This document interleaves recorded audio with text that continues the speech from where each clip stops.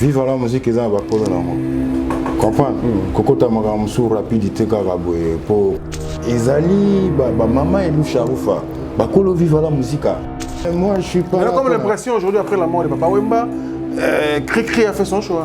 Maman, on a Salangaye, Ponakoma, Christian Lemana, Fandana, Papa Wemba. Il y avait un peu d'influence dans les Salaki. Alors, c'est une dame qui n'a pas besoin d'en rater. Et après cette maman, moi, j'ai croisé maintenant la femme de Papa Wemba, Mamie Amazon. Je connais un peu. Que toute vérité n'est pas bonne à dire. Mais je peux parler aussi parce que moi j'ai été aussi avec Papa Wemba. Mutuna Mutafana, Papa Wemba Fanda Naye, Nandenge Naye. Papa Wemba m'a recruté, j'avais 20 ans. Moi j'ai habité chez Papa Wemba dans la forêt, Batunio surtout Baebi. Moi j'ai habillé Papa Wemba. Mandolambela mi amore, Mandolambela mi amore, mi Papa Banda Olobana Biso, Bozela Mkono Zalate. Bozela, bo continuer ka ko diembela. Anza ko ifsanga ho. Yoka nzembo troso na zati yoka moto soki ya we. Bakotanga se biloko ya tikana sima o. Nalingaka banana ngai, nalingaka viva nanga. J'ai un peu regretté. Parce que viva la biso les eza repanzana. Mais ndeka ka bazo salango pena bazo bien. Je regrette aujourd'hui, Al Pacino, ce cas vivant peut-être en condition pour faire la montée. Al Pacino, il était Alpa avant Ben Johnson. Alors, vivre la musique est la balance. Sous esprit, balécure. Les leçons, on a comment vous par rapport à Al Pacino. Comment ça? Al Pacino, il va me dire, Christian, si tu fais, excuse-moi, c'est pas mal. Si tu fais comme JF Ifongue, tu vas te retrouver dans Balabala, Bagabando Sekayo. Par exemple, c'est à partir de nos vieux là. Parce que va signer qui peut timbre bien, ta fin de qui peut timbre bien.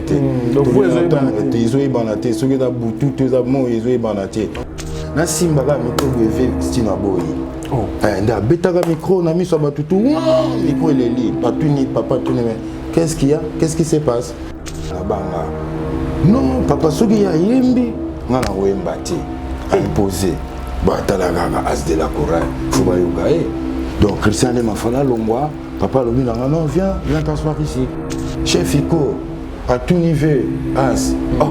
Bongo beloti yo yembango batu ba yemba beloti badayat on a chana biso ve bailo quand on t'a a sauver nga arwino petit frère Fanda ezala ka boy mais ata ba boyo yemba na banzemo na bango tout na nzemo na nga oyemba ta na oyemba nzemo yo oyemba papa ne sur place à hôtel ma pas le bano qui vous a ramené ici nani mutamemi bino awa batu tout mutu na se soki ngam na memi bino tu awa nani amemi awa parce que azaka ka angelu te ayaka ka mbala moko awa batu tu bafandi nie eloko esala ke na longwa cours de nouvelle écriture semaine prochaine tu bani mbala mo fulangenge imagine toi que na fulangenge to kozala si je me trompe pas to kozala ba 13 titres mais un chanteur moko akoti sika na kacha groupe ba pesa 8 chansons wa imba na chorale na cœur ngana utakotaka juste sika mais tu vas pesa yo banzembo lokola ba phrase tout ça droite ngai ve ba ilo quand on a libérateur soki atende la munanga ekomara neti phrase tonga mba faute belé mbote ONG Avenir pour tous oezwami na États-Unis pe na République démocratique du Congo. Na souci ya kosunga bandeko na biso batikala na Angola pe na République démocratique du Congo et memeli biso ba service à ligne ndakisa boutique aide alimentaire pe service ya Easy Cash International kotinda mbongo na famille to na bato bazangi ba moyen kopesa ba don pona ba orphelinat. Il y a des fois totinda ka mbongo na famille basaleli yango na ba besoin mosusu pe batikali kovanda nzala pendant mois mobimba.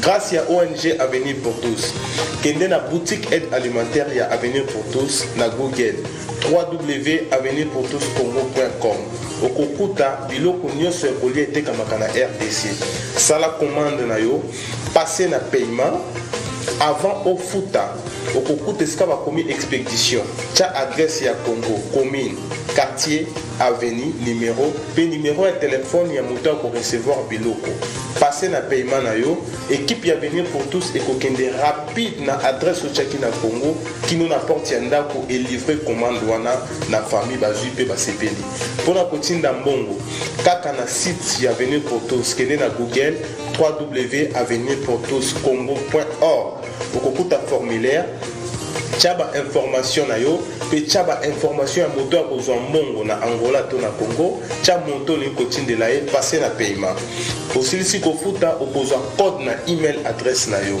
pe sande kwa kende ko récupérer na Angola akozwa yango na Bojawenda na Casa Dubai akozwa yango na Mabor akozwa yango na Kalemba de pe bisika ebele na Angola na RDC ako récupérer mbongo na ye na Lemba Super en face à Food Market na Victoire na marché de la Liberté na Njili quartier 12 tozana Matadi tozape na Kimpese tozana Kasangulu tozana Bomba tozabi bisika ebele pour plus d'informations benga biso tozali à ligne 24h/24 na ba numéro na biso oyo okozwa biso na WhatsApp +1 859 888 45 43.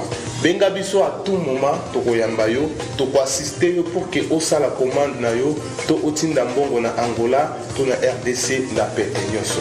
Avenir pour tous, solution ya mabota na biso.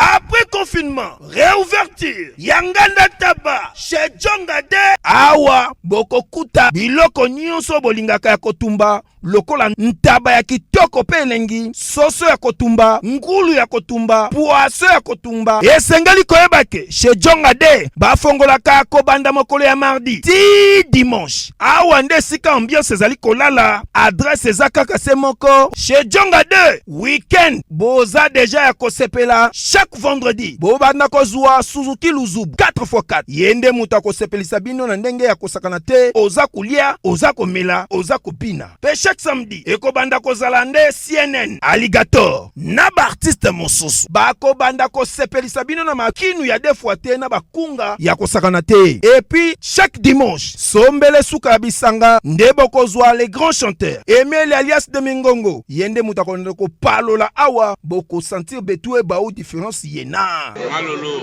Oui, frère. Babi Tchonga. Futur. Hein? Nous te recevons la 50 boîtes.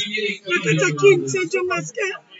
Chez Tchonga. Soki olingo sala ba réservation, obengi na ba numéro oyo. Pe bako servir yo joli kitoko. Chez Djongade, yango nde moboko ya ambiance na kati ya Paris. C'est naturel, soit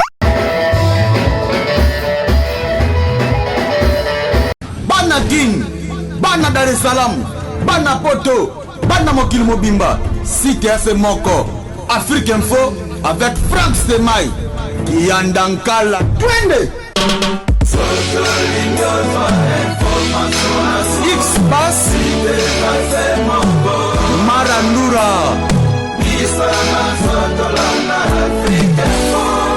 Frank Stemai.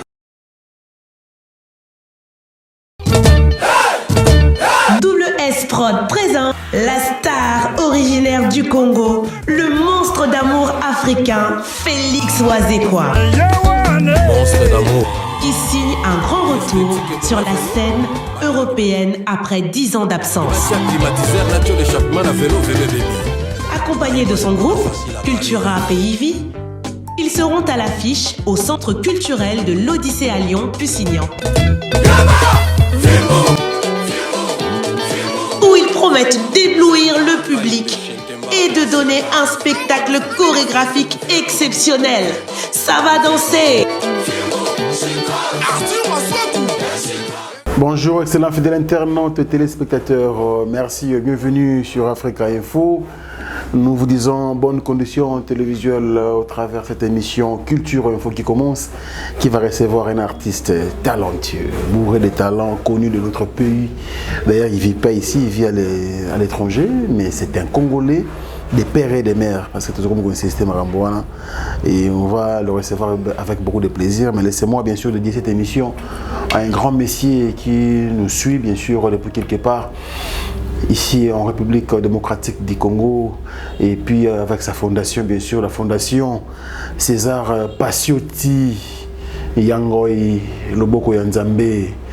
Merci beaucoup pour le soutien, M. César Pacioti, et de soutenir aussi tes compatriotes congolais. La fondation fait du bon boulot et nous sommes en train de voir des œuvres. Continuez comme ça et nous sommes derrière vous. Bon week-end à chacun et à tous, à vous qui nous rejoignez bien sûr ces instants sur Africa Info. Notre invité d'aujourd'hui, il est venu nous voir dans nos studios. C'est un artiste que j'admirais et que je continue à admirer aujourd'hui. Il s'appelle Christian Lema. Cri des papas. Cri des papas. Cri des papas, lui c'est les chouchous. Et c'est les chouchous de Papa Wemba. Paix à son âme, le Nkouro. Il est avec nous. Son moto. Cri des papas. Son moto.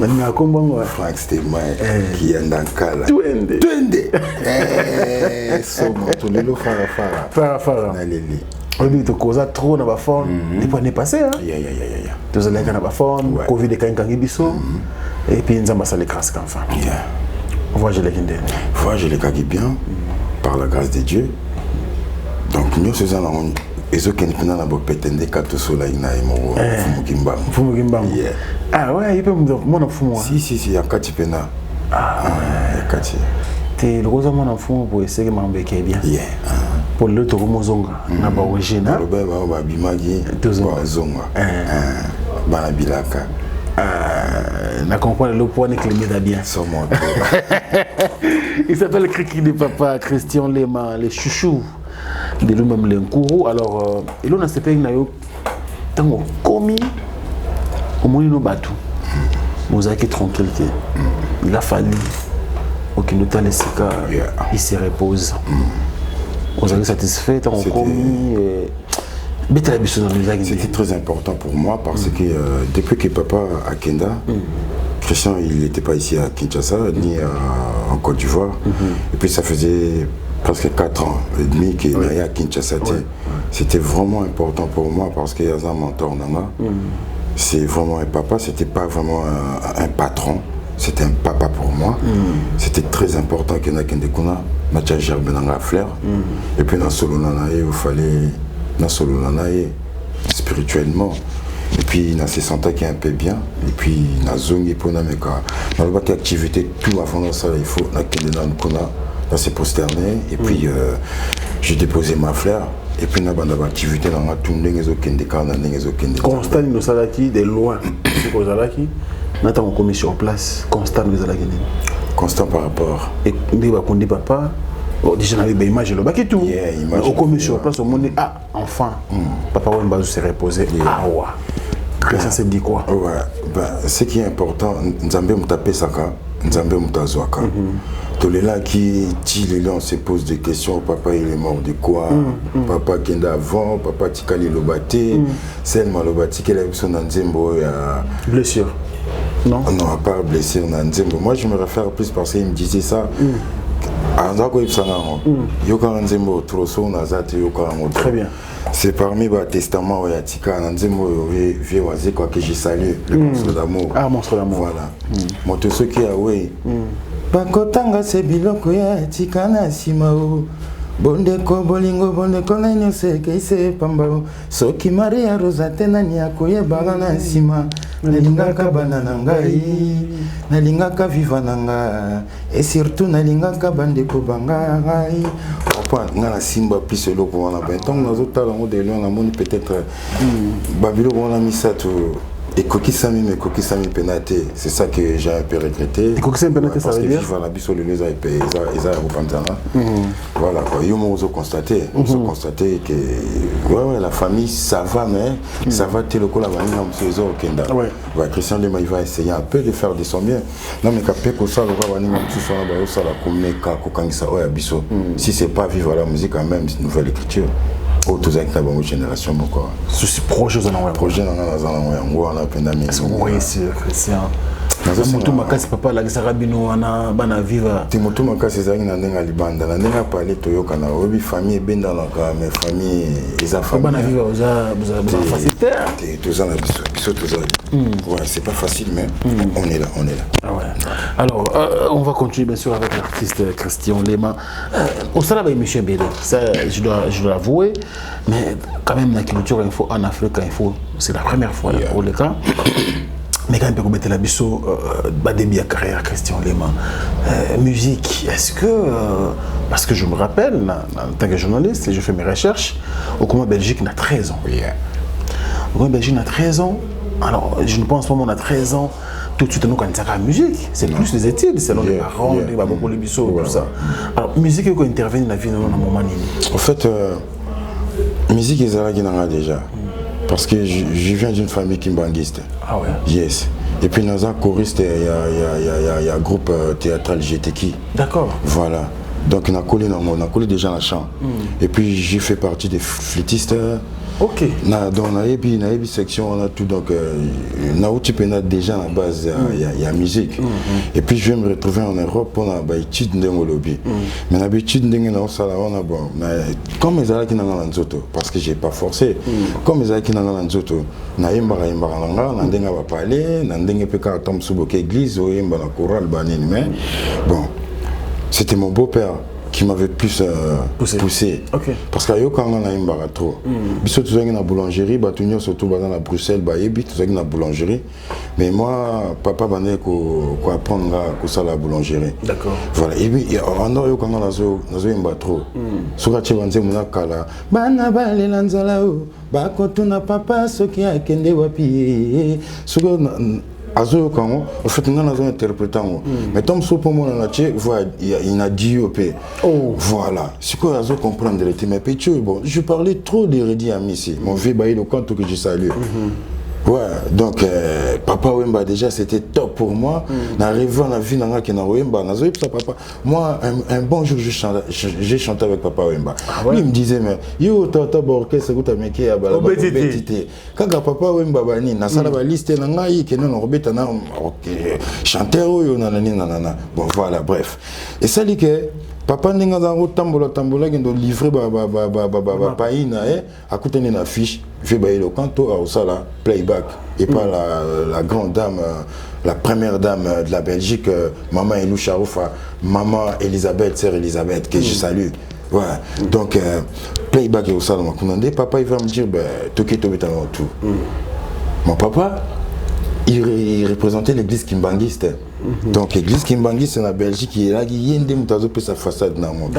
Mais non papa là bon voilà t'es toqué il a chao pour poser ma cambo yo sala ou là c'est perturbé kende kuna banini et puis bon voilà toqué playback il y avait bailo batu baembi et puis nga pe comme tourna na yemba ba vient na Clara de Bruxelles ba yebi ma solo il y a na Clara de Bruxelles azongi déjà poto non il est encore ici il est encore à Kinshasa on va se voir il y a na Clara de Bruxelles ba vient na Domo Djangi à l'époque ba vie Bijou Mobunga ba Bosco Boble bango ba pousser na mayo beta pe meloko na okende pona meka oyemba nzembo ya fifi na la lita mbutu ya lelo Pato isindili libanda mpona koyoka soki okoya ndako nanga komi molili yo moto ngengisaka oki siko album wana eza ovi bailo ayo osalela playback mais va comprendre te me pichu yo ayebi banzembo ndeni ça va nzembo sika une semaine quand nzembo banalinga na ba capteur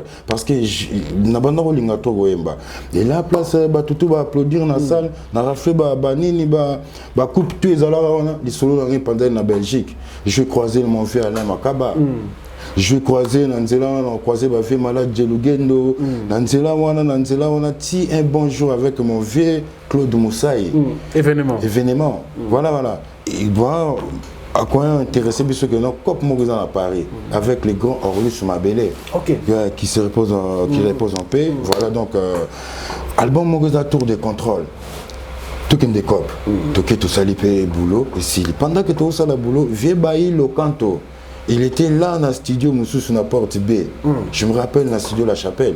Attendez c'est important ça donc on peut dire premier studio où il intervient et ça il y a Ilus Mabélé ton golo ba studio ya munene na star ya munene Mais sinon, le studio, il y a déjà, il y a quartier. Oui, il y a déjà. Parce que tu as un orchestre, Pro Musica, il y a Belgique, à Commando, tu as un FGBM, la Formule 1, l'équipe partout. Mais Big Studio peut nous sentir que non. Je vais changer avec le producteur Jean-Pierre Sarr. Je vais changer. Voilà. Et puis, tant que tu as aussi ce studio, on a les vieux bails au canto. Avant les carrières qui battent un break, oh. À côté. Oh, ni na moi, toi qui sont ngai, na collègue nanga me vient ngai. Azama sananga taza vient nanga. Didier Anaconda. Avant en Suisse, je crois. Tu es en Belgique. En Belgique, Didier Anaconda. Voilà. Et puis il y avait mon président Richard Mokena. Voilà. Voilà. Tout ça, l'animation, le cœur, tout ça. Et puis, on dira capta qui n'a pas voix, tu vas capta qui voit on dira qu'il quelque part. Oh, à côté. Ah, c'est là qui va nous intéresser, non? Sur le vidéo boulot, il faut y avoir aussi sa boulot dans l'album Étoile. Oh, voilà, et Christian Lima il va commencer l'album Étoile, net, il va paramètres à vivre la musique, mais on continue à vivre.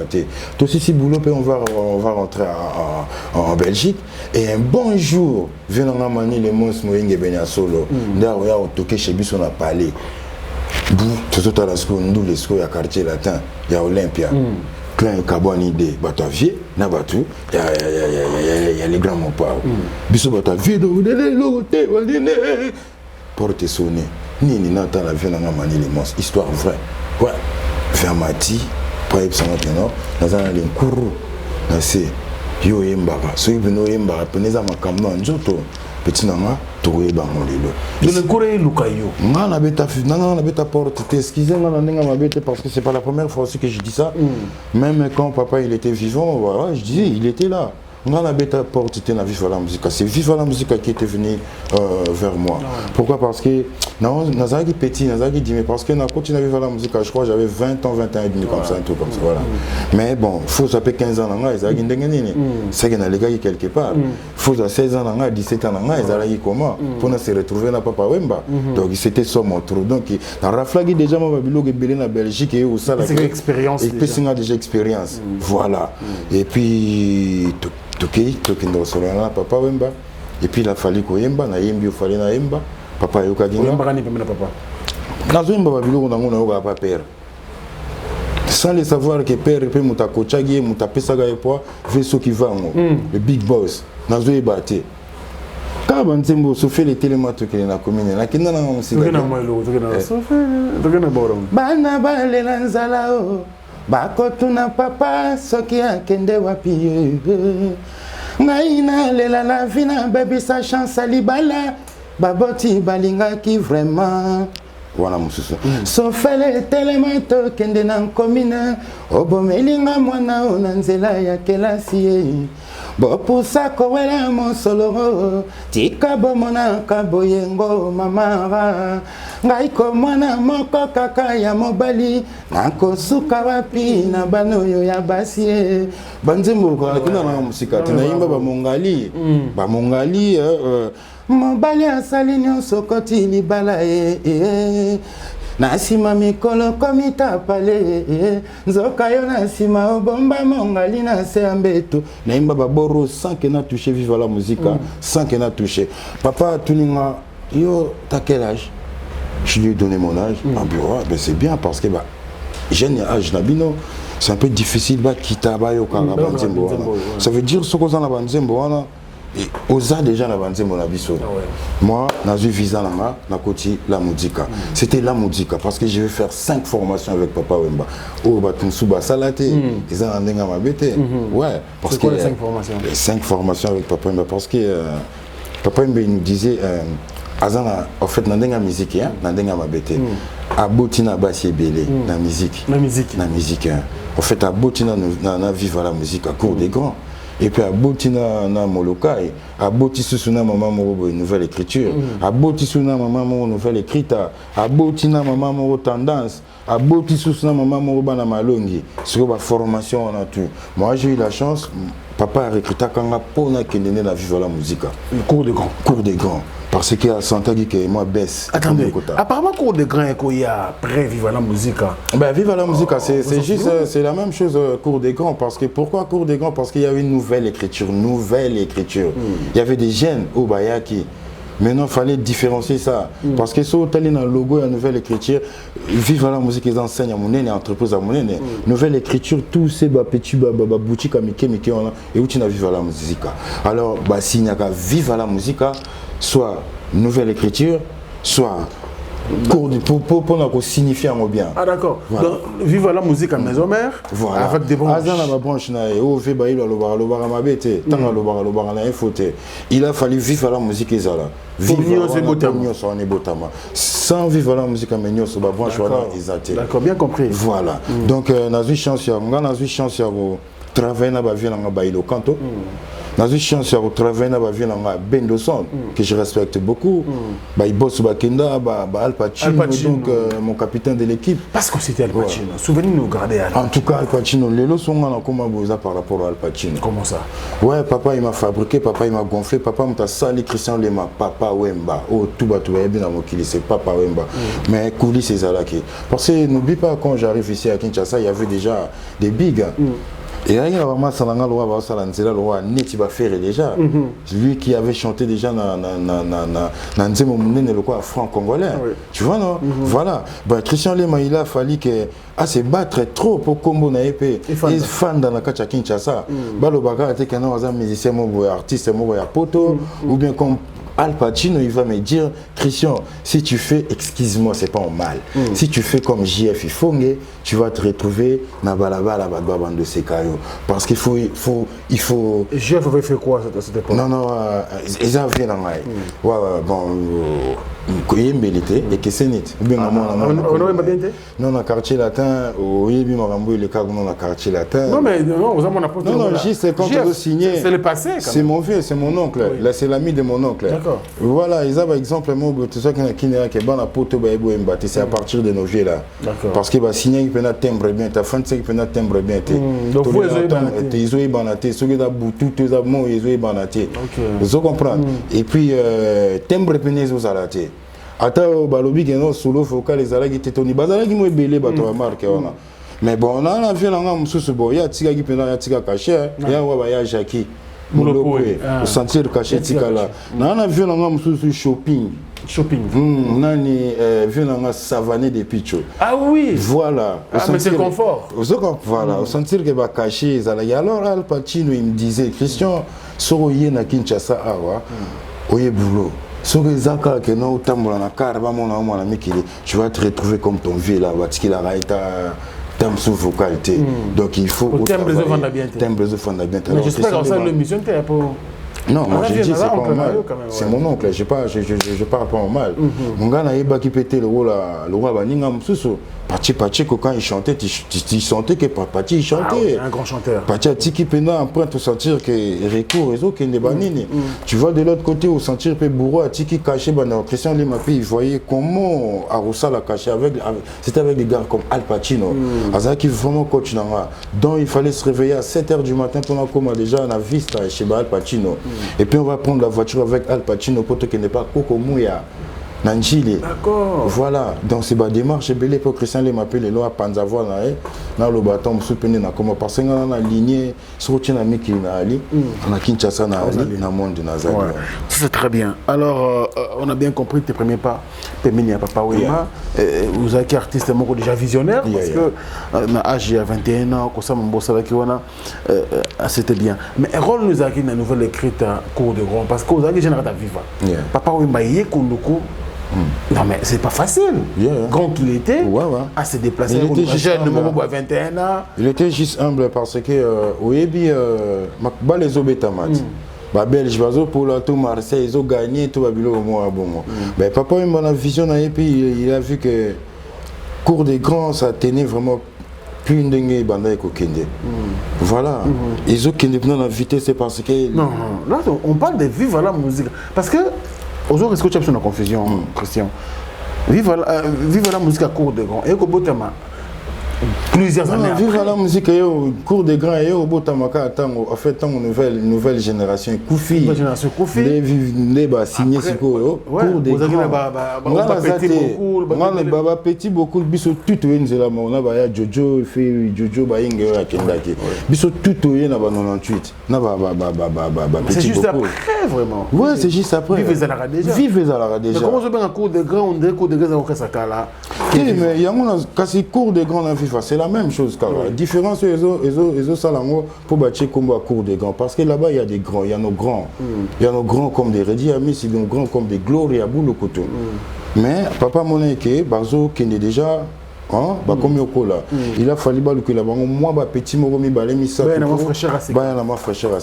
c'est là que moi je vais intégrer le groupe Viva la Musica. Et en pleine répétition, à Viva la Musica, pour tomber ta première concert dans Zénith de Paris, pour une nouvelle écriture, pour enregistrer album Foulangenge. C'est là maintenant que la démarche n'a pas changé pendant le mois. Viva la musique à cours des grands pendant que ta nouvelle écriture. Dans Viva la musique, j'ai chanté cours des grands, j'ai chanté un album il y a le vieux bailli le canto qui est étoile. J'ai chanté un album avec Modogo qui est intégration. J'ai chanté un album il y avait Timololo Kayafa. Vous comprenez? On a tous les excuses, on a testé papa Zotala, joueur en Mozambique. Et puis tant que tu as répétition avec cours des grands, histoire vraie dans le tout ça va venir en tout avec mon chef Ikonola, chef à vie, à vivre la musique, avec le vieux Guibanga, secrétaire à vie, avec le vieux Sacré Zaza. À l'époque, il fait Bayard Dominique Bazalaki. Colonel Jagger, je crois que Colonel Jagger, il était ici à Kinshasa. Ouais, Kuna Nazara va faire Gloria, les grands boulots, tu vas faire Baïlo. Donc, toujours répéter si pour te préparer, nous les oyo, te remettre à la zénith. Et là, moi, quand je vais prendre le micro pour Naïmba, et là, que ça là, qui est dans l'ombre. Cours des grands qui est une nouvelle écriture. Donc, tant que aussi ma micro pour toi, Nasengi bolingo mama tika kosala hypocrisie belotina lulia na simba ga micro bwe stina boy. Oh. Nda betaka micro na miso batutu micro eleli batuni papa tuni mais qu'est-ce qu'il y a? Qu'est-ce qui se passe? Il y a ici papa que non, il est nani. A télémé après ya wemba na biso. Mon esprit viva. On a viva. On a viva siko. Yenani. Qui vive Sali. Qui vive Sali. On a peine à télé. Mais vieux, Azali oncle et Azali massa ya oncle langa Eric Lemandji dans tangan combat mais. Nakacha bunker. Les gamères. Donc ba massa pena. Ce qu'on a compris était mais il pas daga lokola oncle. Mais comment Azalanga va banga. Non, papa soki ya yembi ngana wemba te. Imposé.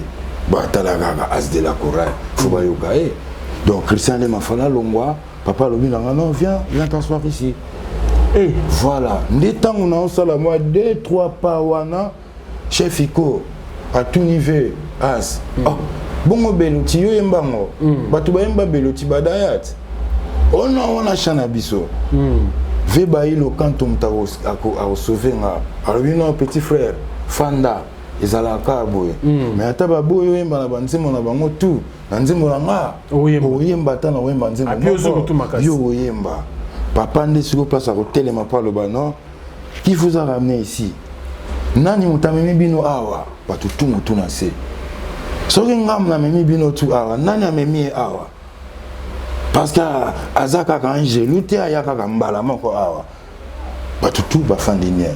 Ce qu'on a dit dans mon équipe, c'est rep vidé. Donc, rep vidé, pour toi, ce qu'on a vu dans la carte. La carte, c'est qu'on a eu l'occasion de sa papa. Ah, papa, cours de grand. Esprit, voilà, talabou. Moi, je préfère. Dans la nouvelle écriture parce que tout ça, on a âge. Voilà, banine. Papa, idéologie, mais comme dans un monde, on a battu. Abanda Ozela, ce qui m'avait dit, non, Nazara Ozela, Bimana Monokonayo. Ah ouais.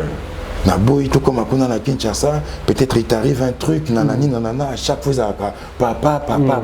Mais comme, et où tu peux Bimana Monokonayo, vraiment, tout au Kenda. Et puis, nouvelle écriture, de Betindou la moi Zénith, Nando la Zénith, il peut, mouvement peu baïbiga, Robert dans la cour des grands. Mais la grande surprise, tant que tout le monde à podium, donc Nazara déjà classé. Le nouvel écrita. Mais est-ce qu'on répétera na bango? Kasi papa tango genga na bana bali lanzala. Aloba yeno so oui banzembo. Donc c'est que ba nzembo viva la musique. Oui bien ngo. Pour rêve na déjà zaki papa wemba. Donc na yiba yango déjà. Tout petit peu ndule les kitoko semaine prochaine to banimba la mort fulangenge. Imagine toi que na fulangenge to koza la si je me trompe pas to koza na ba 13 titres.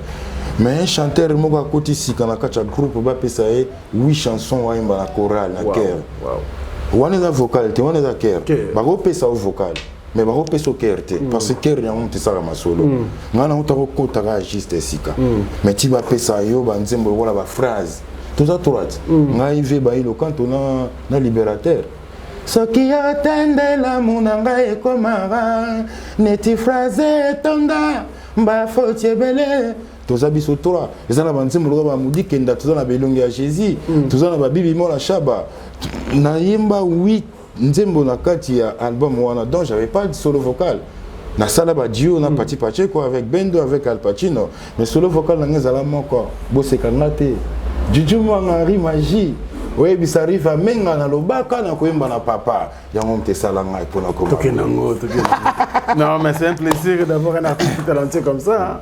Non, c'est comme ça. C'est vraiment un plaisir. Yeah. Bon, moi, c'était comme ça. Vocal en même temps, c'est un week-end. Hein, donc, après, tu continues à la unité. À la unité, place dans le bal, Pacino, à Pandinga School. Voix. À Pandinga School, poumon, à Pandinga Voix. On court à Zinzimbo, School, Voix, Chérie Maria. Mandolambella mi amore, mandolambella mi amore, minha querida do coração. Eu gosto muito na minha vida, Chocho Boquito.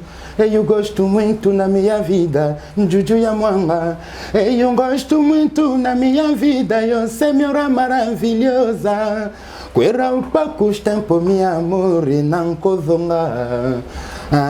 Frank Stemaye wana tulongo na Maria alpa yo pesa ngaso iloko moko wana grâce à chef Tosha Fulankanda Tosha avant de quitter Rwanda kiawa mais à kozonga wana chef Mbuta malgré ba kati na biso yebika famille là mais wana Mbuta o azui pena audace que non ça m'a passé première chance dans autre mouvement eza Tosha Fulankanda a passé la première partie passé na presque pour batu balongo na bangote batu balongo na Éthiopie tozongi te Mbuta alati brasa Al Pacino capitaine de l'équipe avec 3 étoiles donc Christian Lema Sakana siko Mbuta pesinga chant habit de confiance yo na boato ngai na ndambo nkoni na kochola e bonkoko Jean Didier Matondo yo tikandenga na mawana motema adieu na leli Bianca ya bolingo chéri obatela ka bolingo yo nzambe apesi biso wana Tosha mtapesi nga yango Tosha kaka wana ayo fungola nga lisu na mbenteke pa atari mulongo wana nde ngasi na zwiviza ya mboka bawei kala tena kokota na lilita bongo yo mema ngambo Frank Stemaye bongo yo kumba ngambo Giselle Nteka bongo yo mema ngambo Prince Sekou bongo yo kumba ngambo Angèle Nteka. Allô, donc on a non, nouvelle. Mais malheureusement, Bisso, tout ce qui est là, on a dit ça. Pourquoi? Mais au Salamabe, comment se fait Babylone on est bête à Kinshasa? Parce que faut dire Babylone à cette époque-là, ils avaient Black des fois, carton. Yeah. Mais Christian Lemaye moko. Non, promotion, ils ont été. Bilo ils ont pété à la boîte par-ci par-là. Mais l'artiste lui-même n'est pas là. C'était plus Nandenga Mabete. Vous savez, moi j'ai plus évolué là-bas. Si on fait la musique, mais quand la musique, on a autant toujours un chic papa et bien. Par des fois, on a zone qu'on a pour la continuer à chic banen. Parce que toujours bête la musique, mais à part ça, il y a beaucoup de trucs à faire. Bana faut aller bien. Bana faut batanga un chic comme un chic bien. Toi, il va ta place d'abord à poubelle. Dans l'état bitabé, moi sachet, on la poubelle, c'est des trucs comme ça qui est ramené avec Kinshasa Bopeto. Voilà, na Mikolo Oezoya. Donc Nazala qui n'en a présent. Et puis là, tout ça qui est-ce que ça succès malgré ça sur place. Là, c'était plus là, c'était plus ndenge papa banda lo bana biso. Bozela mkono zalate. Bozela. Bo continuer ka ko diembela. Attends les jours que parce que banzembo to nazemba papa il est en vie, papa il est là. Bien sûr. Christian Lema il fait pas de promotion. C'est Viva la Musique qui va faire la promo. Tout voyager, tout tambour le monde entier, c'est Viva la Musique qui paye les frais. Mais à l'heure actuelle, Christian Lema il est tout seul. Bon, et la question, tu n'as peut-être pas un livre d'or. Et Betia, mais Christian Lema, t'étais où? Confinement, yaya. Non, livre d'or, on va en arriver, ne vous faites pas. Livre d'or, c'est l'actualité d'ailleurs. On va en arriver. Mais aujourd'hui, quand même, c'est la constamment. Parce qu'on doit aller vite, parce que ma Solana est révélée. On doit aller vite pour te compter un livre d'or. Oui, Kinshasa. Pasteur Mamie, il est là, on peut s'embotter. Ça, c'est vraiment ma soeur. Ok, papa, ok, cimetière, au Monisika, papa Lala, au Songi. Mais, dans mon remerciement, je te suis à la télé. Remercier Batou. Bizarrement. Parce que, quand on parle de Papa Wemba, on parle de Viva la Musica, tout là on parle de Maman Amazon. Oh, t'as remarqué quoi? Apparemment, l'émission, on a Caribou. Non, peut-être la vérité sagée, j'avais oublié. Vous savez, mamie, c'est ma mère. Hein. Mamie, c'est ma mère. Moi, j'ai habité dans le long séjour dans tout la nouvelle écriture, nouvelle écriture à Kinshasa. Dans une adresse, monsieur, c'était adresse dans ma campagne, la forêt. C'est là que moi j'ai habité. Moi, j'ai mangé foufou, mamie à l'ambi. Moi, j'ai mangé la nourriture que mamie elle a préparée. Qu'est-ce qui se passe aujourd'hui? Il n'y a rien qui se passe, on est bien avec mamie, sauf que Christian Lema, sa démarche, Christian Lema, il est à tous mes cas, la même carrière solo. Oui, justement, mais ça n'empêche pas. On est bien. Ceux qui connaissent combien de fois déposant à Kinshasa? Certes, pour dire, Nazana, comment ça s'appelle? Oui, bien. Question simple, Christian Lema. Non. Ozolo tellement bien facilement. Nassina Kindagi déjà. Je suis parti 2 fois. Je suis parti 2 fois. Mais ça, il était au Koutanité.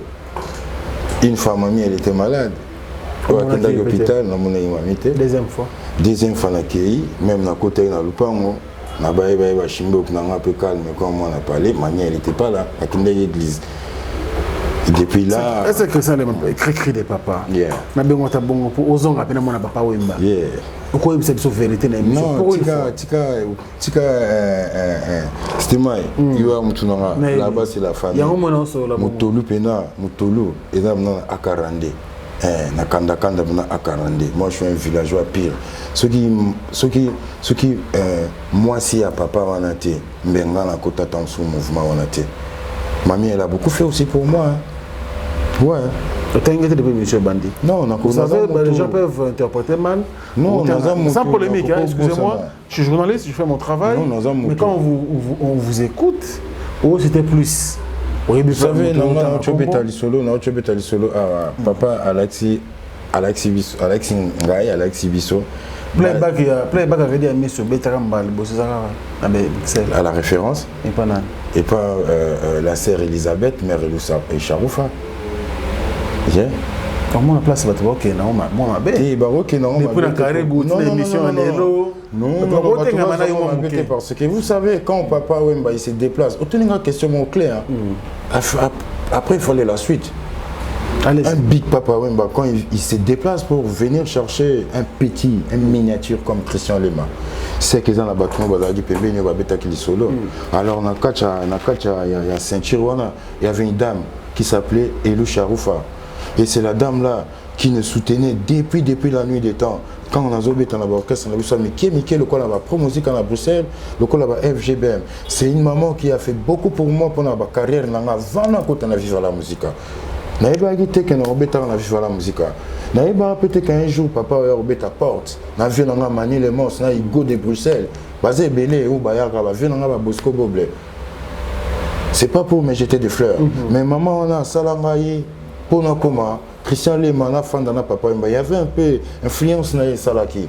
Oui, Salaki que non, papa s'est déplacé à Ia au Lukanga. Si certainement il y avait quelque chose. Oui, le Bama qui est solo la maki. Alors c'est une dame qui n'a pas s'en a raté. Et après cette maman, moi je croisais maintenant la femme de Papa Wemba, Mamie Amazon. Nandinga Mabete hiérarchie, ça existe quand même. Bien sûr. Ben oui, Nandinga Mabete, mais moi je suis pas. On a comme l'impression aujourd'hui après la mort de Papa Wemba, Cricri a fait son choix. On a comme l'impression. Non, c'est pas que j'ai fait mon choix. Cricri des papas, les gardiens du temple, les marins du bleu du village Molokai, en fait, il trace son chemin comme Vibaïlo, il avait fait à l'époque. C'est que nous autres, on n'avait pas fait. Je regrette aujourd'hui. Al Pacino, Sokadaka vivant peut-être en condition Al Pacino, il était Alpa avant Bendonson. Al Pacino, il était Alpa avant Christian Lema. Al Pacino, il était Al Pacino avant beaucoup autres temps à l'élo. Mais sauf que contre les qui mal négocié. Quand tu arrives, il fallait assigner que chaque année, il va sortir l'album bien tous les 2 ans, comme dans Viva la musique à Toubanda au Monezo Sala. Mais Al Pacino, papa, c'est pas qu'à réduire qui est. Viva la musique, c'est comme ça. Quand tu viens Bima Boga, on a un coloté. Vois, moi, je viens de l'autre côté, ou pas de l'autre côté. Alors, Viva la musique, c'est la balance. Sur les esprits, voilà, donc il faut balance. Al Pacino, c'est un esprit. Je ne peux pas dire que ça, c'était juste contre Mtezala qui est mal négocié. Parce que si c'était bien négocié, déjà le capitaine Al Pacino pouvait enchaîner même 4, même 3 albums. Et puis comme c'est big. Al Pacino a sali mouvement dans la nouvelle écriture. C'est Al Pacino. Al Pacino a sali l'album Le Rôle à Foulangini. Ce n'est pas quelqu'un au sol à Massoné Kanechi, Nicolo. C'est vraiment Al Pacino. D'après, on a rendu à son certain dans la nouvelle écriture. Je ne peux pas dire ça parce que vie en temps sur place à Sancerre, on attend avant. D'accord. Voilà, on ne sait pas ce qui s'est vraiment passé pour y commander et commander. C'est souvent Dieu qui donne, c'est lui qui reprend. Voilà.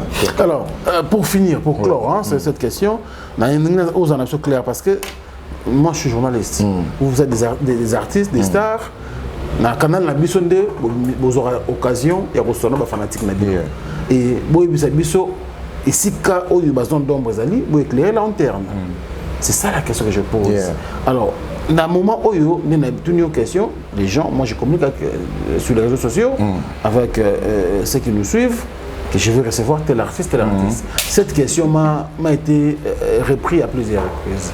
Sinon, pour être un peu clair, vous savez, tous en famille, tous en idéologie, c'est vrai, Baboti Bissotou n'a pas encore.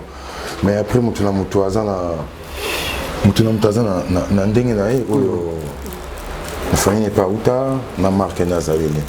moi, j'ai trouvé qu'après la mort de Papa Wemba, excusez-moi. Allez-y. Voilà. C'est normal, il n'y a pas de courant, tout ça, il n'y a pas de panneau solaire. C'est normal. Tant au courant, il y a la recherche à la climatisation.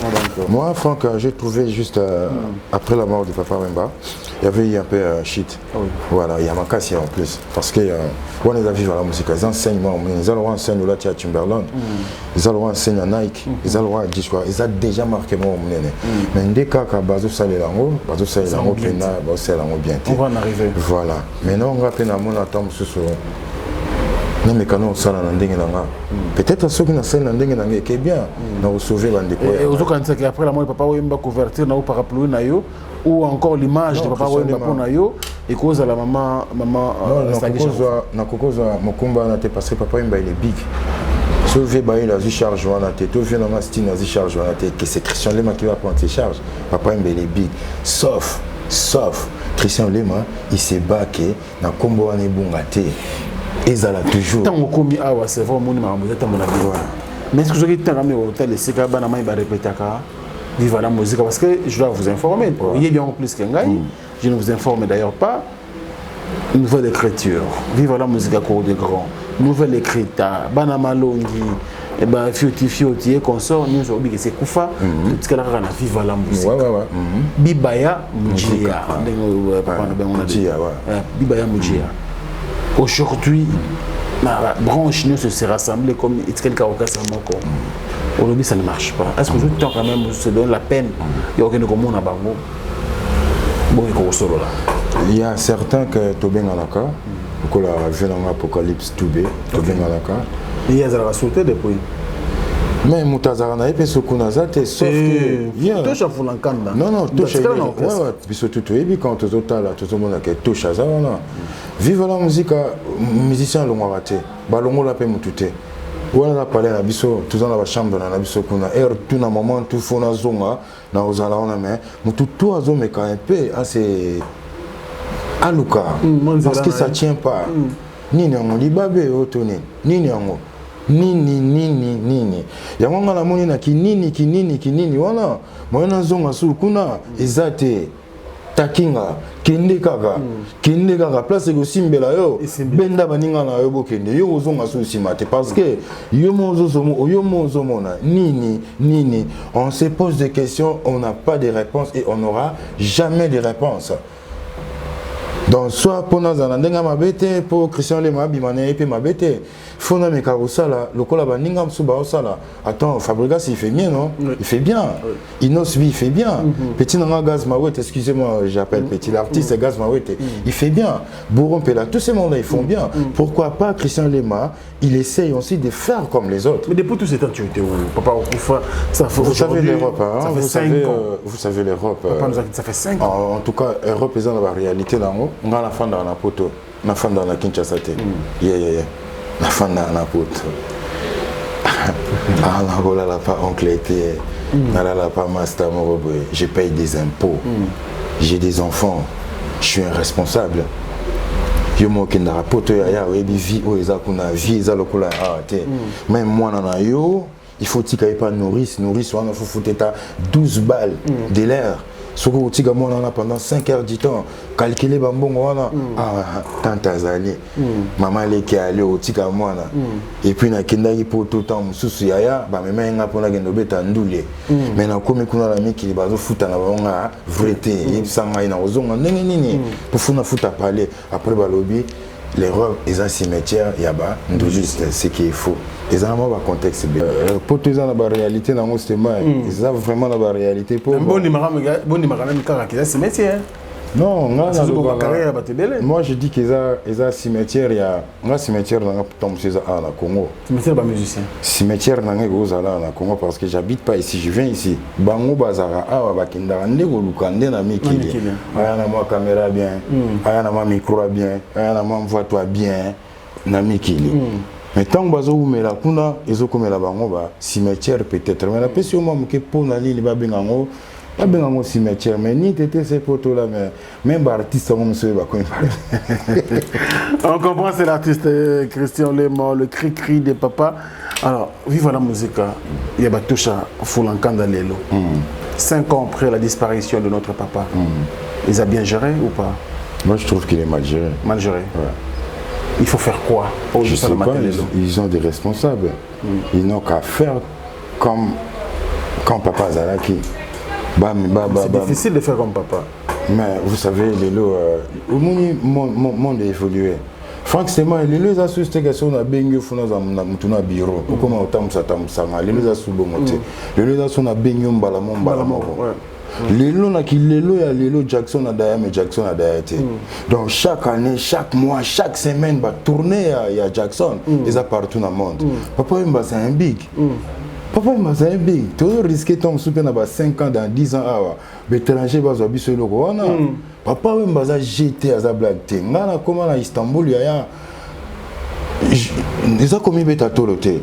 Vous pouvez appeler tout le monde, tous les Congolais, communautés de Congo ou à Istanbul.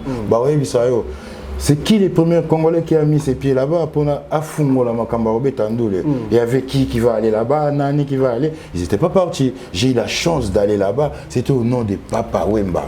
Si c'était que pour Christian Lema, ils arrivent à invité.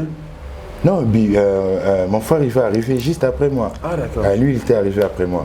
Ouais, t'as envoyé, puis ouais, j'étais encore là. Je crois qu'il y a 2 jours pour la zone à Londres.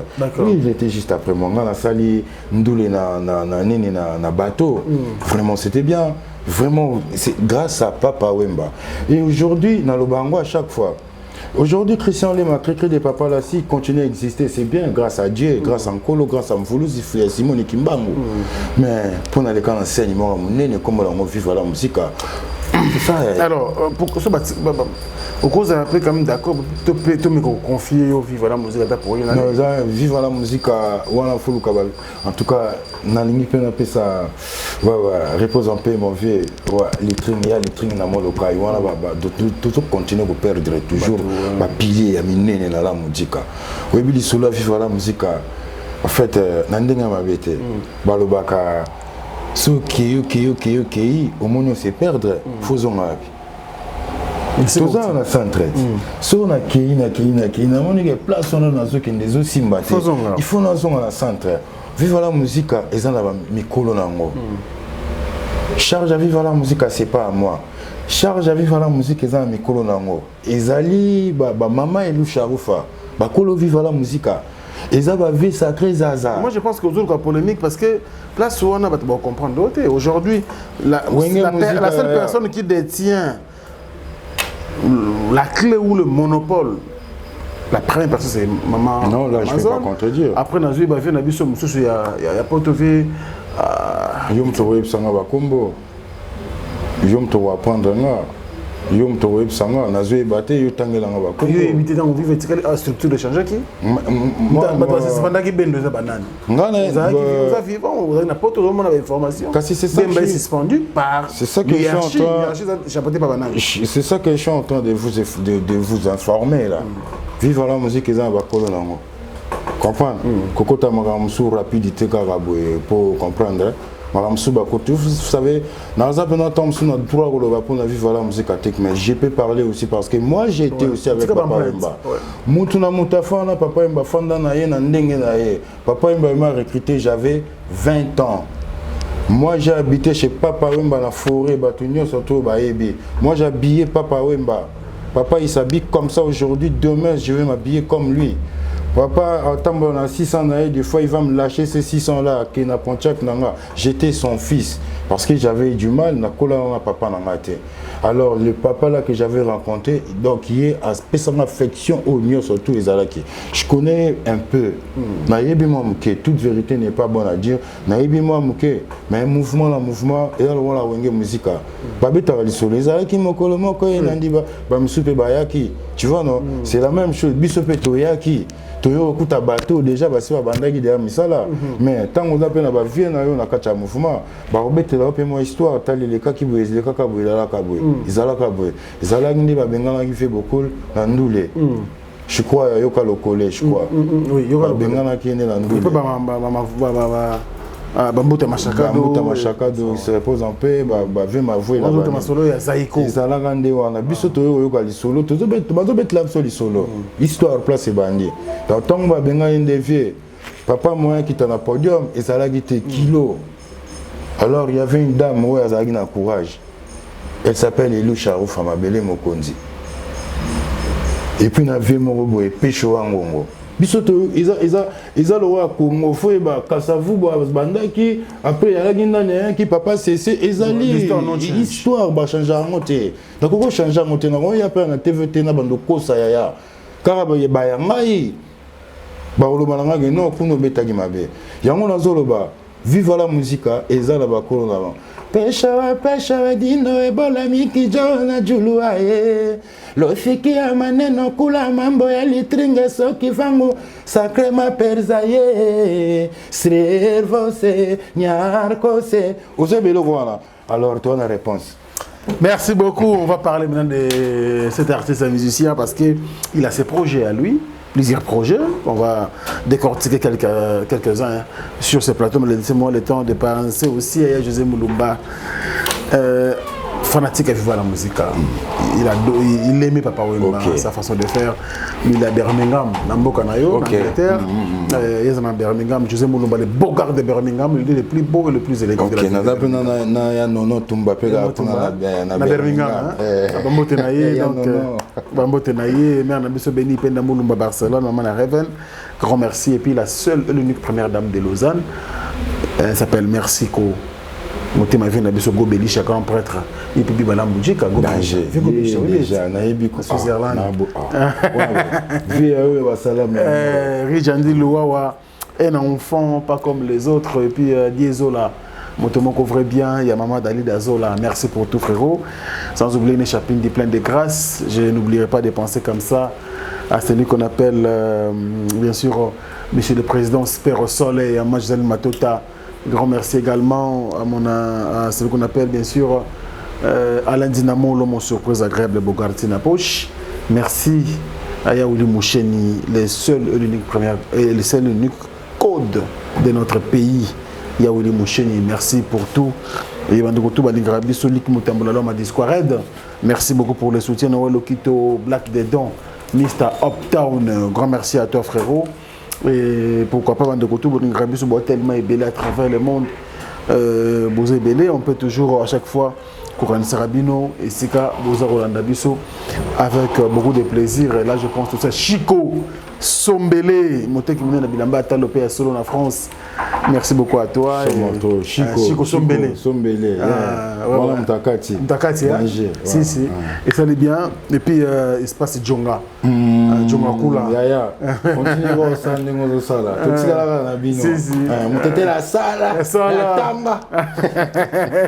On dit qu'il y a pareil.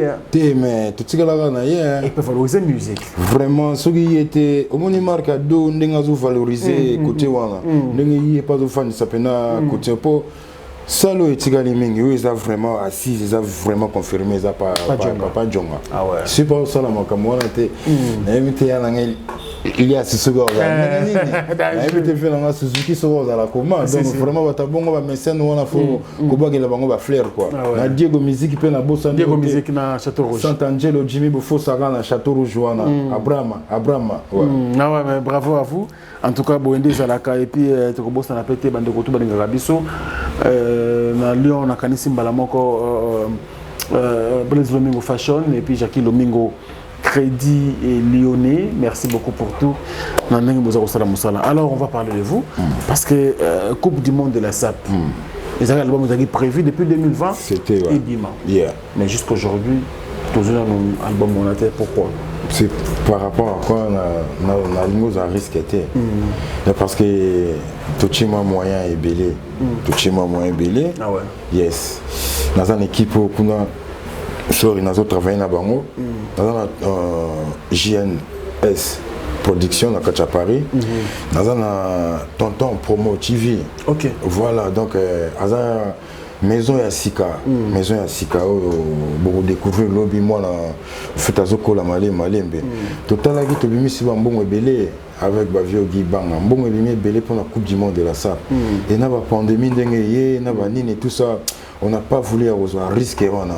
Vous mettez un album, tu tires un titre qui s'intitule Livre d'or. Livre d'or, bien. Mais quand j'arrive maintenant ici à Kinshasa, pour me ça, là, acteur à tourner film, voilà, c'est là maintenant place ma troisième vague. Donc, Nazali, bon, l'artiste ne peut pas rester comme ça. Il est toujours côté na masse. Ah d'accord. Ok, donc tu vas bien la Coupe du Monde de la SAP. Bien que tu joues single, bravo pour la clip. Merci beaucoup. Du réel. Merci beaucoup. Du réel, de Moni Onapoto, Awa, Barter, Nabiso comédien. En tout cas, on appelle ça Bozo Mboté, on appelle ça Mobikisi, on appelle ça Fignon, surtout dans la clip, on appelle ça Mboté. C'est quoi le titre de la chanson? Livre d'or. Livre d'or. Livre d'or. Ah ouais, Livre d'or, je pense ils ont ça là bien. Et puis, il ça bien. La musique. Donc, félicitations. Et ça va bien. Alors, tu bascules, tu as la Coupe du Monde de la SAP, tu as un afro Molokai. Par rapport au contexte du coronavirus. Bon. C'est quoi Afro Molokai? Afro Molokai, en fait, comment dirais-je? Nakati ya Afro Molokai n'en été. Afro Molokai fait Ezoya. D'accord. Bon, Christian Lemapour qui se met un peu au travail, qui se réchauffe un peu. Il y a moi, on tout un titre à proposé. Moi, sur distance, j'ai refait le titre de Yaiko, qui est notre chef d'orchestre de Paris. D'accord. On a répondre au titre naé. Et puis on a répondre au titre, il y avait Bipolina Fulo, Kapangala. Ouais, c'est juste pour Batubayo Rasusu. L'artiste, il en est où? L'artiste, c'est ma qualité. Mais avec Afro Molokai, les gens vont me découvrir. D'accord. Na peu na pantalon tes en 3 makolo. Na ben na mwin des rouge mais na moi style moko les gens ils vont me reconnaître nandenge mususu parce que moi j'avais fait un accident à Londres que j'avais perdu. Non, j'avais 6 côtes fracturées et puis le thorax explosé. Donc donc ça fait des ans passés. Je remercie Nzambe Nanga, je remercie Mfulusi Kimbangu et puis na bairo yanga na zaki na bango na Londres comme VJP Makaya, comme Santana Maître Mongolais, comme Thomas Mbila, comme ya Bijou de Bola, Papi Kibanda et puis Junior on a bossé on a raté maso ya ozonga na ka. Junior Molenge Massa David Kunzilele. Donc na bukani bakot naza kutsuna droit oyemba te ndenge ba epsainga. Mais na suka docteur rebisinga c'est le remède na yo ezali musique ndenge epsibiso yembaka parce que je les ai fait montrer un peu mes trucs. Wabi pe mawana ya ngomte usala ke yo ozonga obanda oyemba. Ya musko ngina sala démarche mosus parce que ndombolo na kokasuko bina ngote. Mama mia na kokasuko bina ngote. Il faut chanter. Il faut chanter la musique qui c'est d'abord chanter ndoule comment kobini ya après. Ben stado papa tsika biso acoustique wana. Il faut pas oublier ils font des acoustiques. Ils font des acoustiques mais acoustique pe bandaka là, c'est pas biso bato banjango bato liboso mais au moins dans la communauté congolaise Papa Wemba c'est lui qui avait commencé avec et puis il avait commencé avec quel artiste? Il y avait Christian Lemas à droite, il y avait un autre pote qui s'appelle Pims depuis Paris j'ai salé. Donc tous en moi makila on a y a acoustique et mon acoustique à moi non, à Fomolokai, je vais faire un peu la continuité de Papa Wemba, un peu modernisé, comme je l'aimais beaucoup. Sa musique à lui est Koko Bungate. Parce que les gens ont combattu au Bungate. Badiama et Baolo, tout le monde est saï et Bungate. Mais rythmique wana, folklore wana, c'est ça que moi j'en ai besoin. Yangonde n'a utilisé un truc que moi j'appelle Afro Molokai. Christian Lema il va chanter 2 fois. Na folklore mais na zaba na plus na mboka na kenanga susté le roi net iTunes autotune na kenanga na internationalité au fait na mboka pena na mboka na likembe na nina kinomo structure à 5 personnes 6 personnes parce que j'ai pas non plus beaucoup d'argent na za moi structure la moké on peut en combiner structure structure on dirige déjà dans combo donc bisuto un système il y a bana classe. En fait, parce que tu as un maître d'école. Maître d'école a tiki pe ba professeur, a tiki ba directeur à discipline, a tiki ba te belé donc tu as na kacha ya institut. Kombo nango bana classe. Je suis avec les élèves, j'apprends les élèves comment il faut chanter. Kézalema, merci beaucoup. Non, il est intéressant. Il est intéressant. Alors, Massoso, c'est pour quand? Ben, moi, à vrai dire, normalement, c'était prévu là pour il y a 2 jours passés. Mais on a changé, décalé la date par rapport à 4 ans à Makamo à confinement. Vous savez, aujourd'hui, il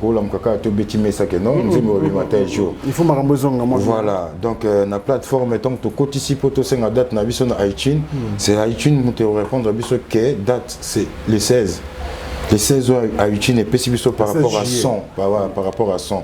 Mais clip aux anneaux après parce que vous savez clip les autres demandé moi belé son aux a son déjà il togo déjà son déjà au fan mais clip na linga mais kana ça l'appel roi baninga musus ndenge egla comment ça la clip na ye ndenge faba comment ça la ye ndenge na moni frère na musus bina fila tout ça la ye qui sans les pas mais quand ça la moi qualité bien pour me proposer na baninga. Pourquoi pas penser à un featuring na ba ça viendra ya ezapena na kacha mutu libanda ya viva tezapena kutu bango ndete kasi yango nazolo bala kinini wana ngana lingi lisusu na ngina kendende sikodo na tout anana na mondé pe ba ancien viva na musique mobulu on est bien sauf que tous en na nini monte comment ça s'appelle toi na idéologie monte muso azana no muso papa moko mais bino ba idéologie mais bana moi muso azana rokola pe mazana na bena amela libela mère toujours moi muso azana audamete soka pera une des fois dame bana mai pe ba ali na kacha famille so ngana moi na mvuluzi période na vivre bango tout non moko bango tout Moi, ça Té, bango tout parce que papa va qui pire azate. Merci. Pire yem tatinda na prison. Pire yem tatinda na prison. Donc pire azate, pire tozara abiso tout. Merci beaucoup, c'est la fin de cette émission. Mais en tout cas, forcément. Dernier message à votre télé sur travers le monde. En tout cas, si on a un message à Souka, et ça que ça fait longtemps, comme Franck il a dit là, ça fait longtemps que tout le monde en est les sociétés. En tout cas, cette fois-ci, bon, me copain, ça a chance après livre d'or. Christian Lema, il est actuellement à Kinshasa.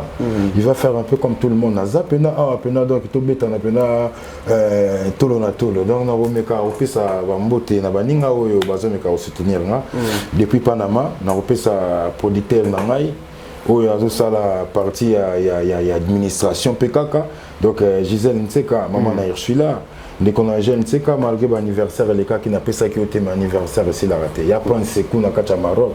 Et puis on a fait Moïse Nsa, le cardinal Bambote. On a Londres, on a tout, il y a Londres, Salam, Nabino Yango. Aussi longtemps, on a fait Kinshasa, on a fait petit, on a tout dans le bossé, on a Bambote, on a banni na Messi, Samoya Messi Ritz. Pour sentir les chanteurs, on a tout travaillé dans Bana Ina. Dans la Bana Ina. Pour tomber la couleur à Sika.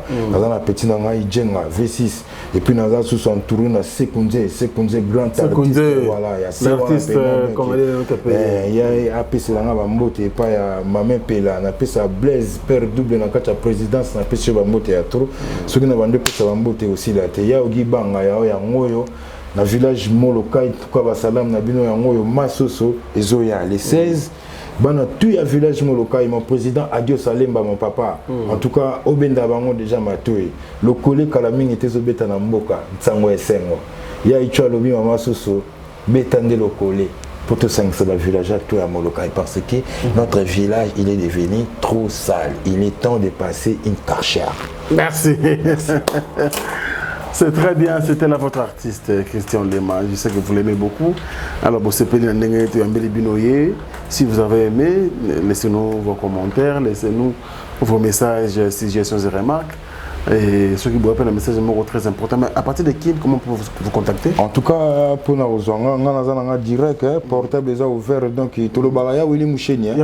Tolobaraya Willy Moucheni, donc 97 59 75. 278. Donc, veut dire, il y a Willy Moucheni, 97, 59, 75, 278. Donc, direct que vous en avez sans problème, voilà, sans bureau, sans bureau direct. D'accord, merci beaucoup. Contactez l'artiste pour notre projet. Je crois l'artiste est à Kinshasa pour travailler. Et pour le projet, après la restriction, pour la mesure barrière. Je pense que l'artiste, affiche par-ci par-là, il va reprendre bien sûr ses activités. Merci à l'équipe technique, Ozengalina était à la prise de vue, Chaton Kolo, Maël Sadik également était de la partie pour vous servir. Moi, je vous retrouverai prochainement avec le même réel plaisir. Au revoir. Merci.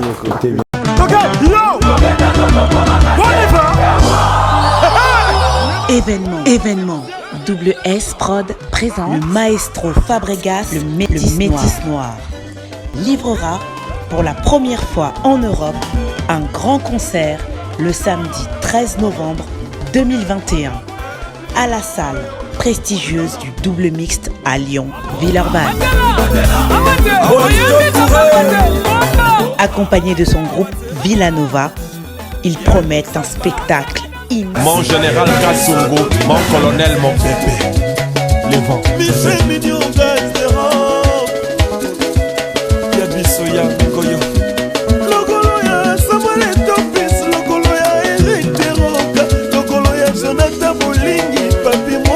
Lodi di garçon.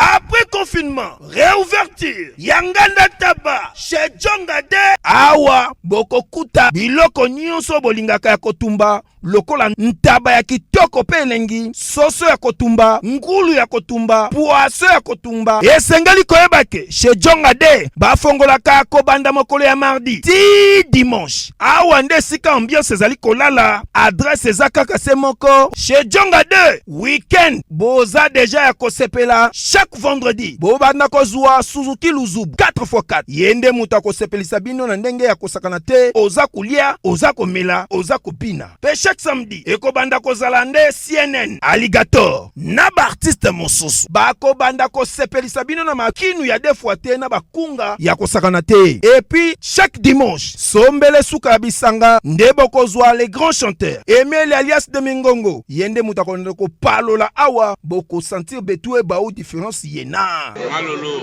Oui frère, Babi Djonga. Futur. Hein? Nous te reçons la 50 boîtes. La King, c'est Djonga. Soki olingo sala ba réservation obengi na ba numéro oyo pe bako servir yo joli kitoko chez Djonga de yango nde moboko ya ambiance na kati ya Paris. C'est naturel soit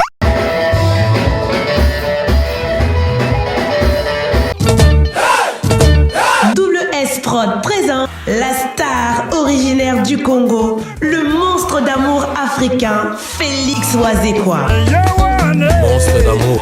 Qui signe un grand retour sur la scène européenne après 10 ans d'absence. Accompagné de son groupe, Cultura Pays Vie, ils seront à l'affiche au Centre culturel de l'Odyssée à Lyon, Pusignan. Où ils promettent d'éblouir le public et de donner un spectacle chorégraphique exceptionnel. Ça va danser. Bana Guine, Bana Dar es Salaam, Bana Poto, Bana Mokil Mobimba, CTF Moko, Afrique Info avec Franck Semaï, Yandankala, Twende. X-Bass Marandura